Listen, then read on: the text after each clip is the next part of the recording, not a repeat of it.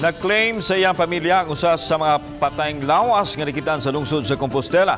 Samta ang laing tulo pa, lakip na kadtong nakitang putol nga ulo, gilubong na sa mga otoridad. Ang report ni Nico Serino.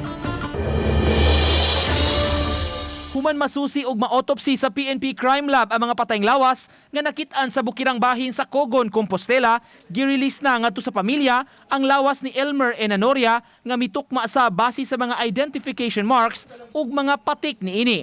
Samtang ang laing tulo pa ka lawas lakip na katong putol nga ulo nga mauray nakitaan gilubong na sa sementeryo. Doon na duha ka kwansa mga tao ni Ari gabi doon ay usa nya asawa ko nangita siyang bana kay bising pod nya waman mo ako sa description karong buntag sir dunay ni Ari sir nang iya ko nung isuon dunay patik nga alimar. Sa padayong pakisusi sa kapolisan, binasisab sa background sa usa sa nailhan na drug-related ang motibo nga gisubay nila. Giingong na priso kaniadto sa drug case katong usa sa namatay. Ang gamot bisan nga mangita pag yung duga nga ebidensya sir basta nga mo ang direksyon sir padung sa droga. Samtang gikatakdang balikan pa sa mga otoridad ang crime scene. Target sab nila padayong pagkaut sa usa sa gilubngan, pagpangita sa lawas ni adtong nakit-ang putol nga ulo.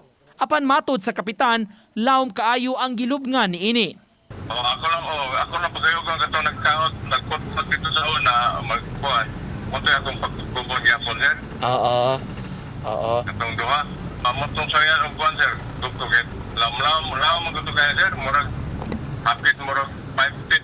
Uban ni June Solon, Nico Sereno, Balitang Bisdak.